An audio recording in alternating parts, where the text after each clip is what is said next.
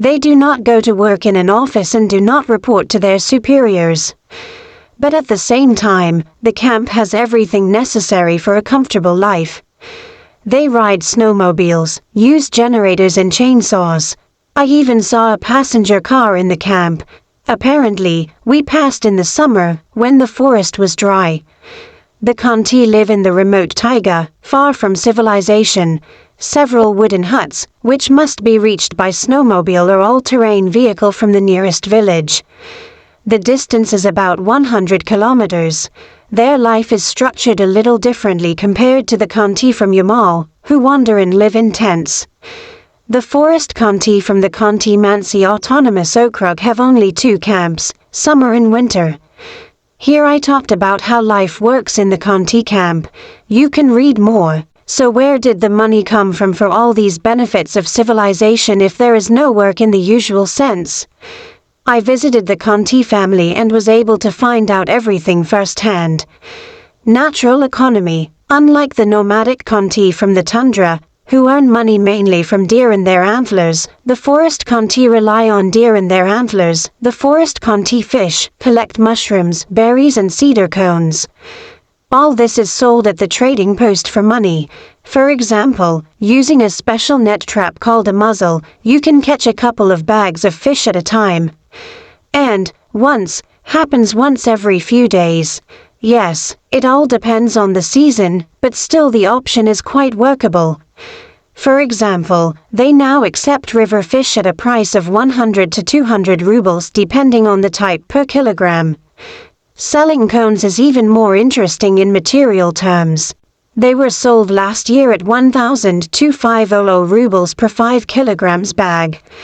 And some families earned hundreds of thousands of rubles from this.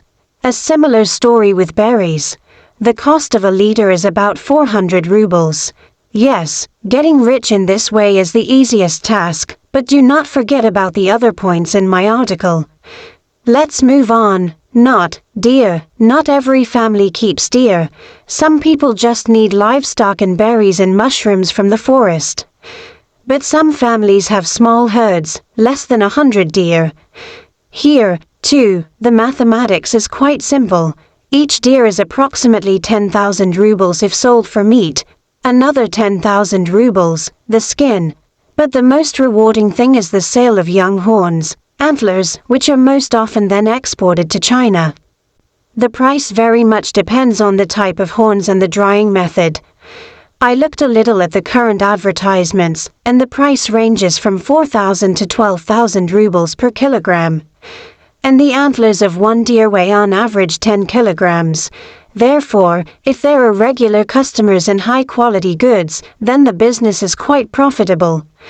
Support from the state. In addition, the state at various levels tries to support the indigenous population and preserve traditions. Therefore, additional payments were made for representatives of indigenous peoples. They differ from region to region.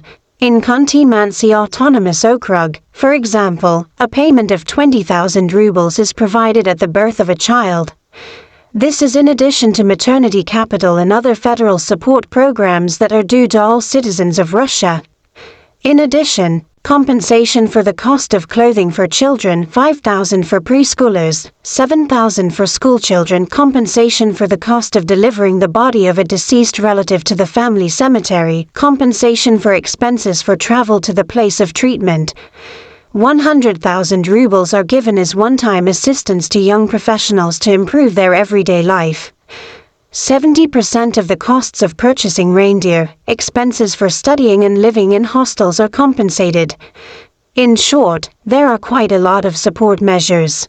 Yes, you will have to collect documents and go through bureaucratic procedures, but there's no way around it. Gas. Now comes the fun part. The fact is that there are many gas fields located in the Khanty Mansi Autonomous Okrug. And at sea. How do you like this? Like and subscription. Don't miss new publications.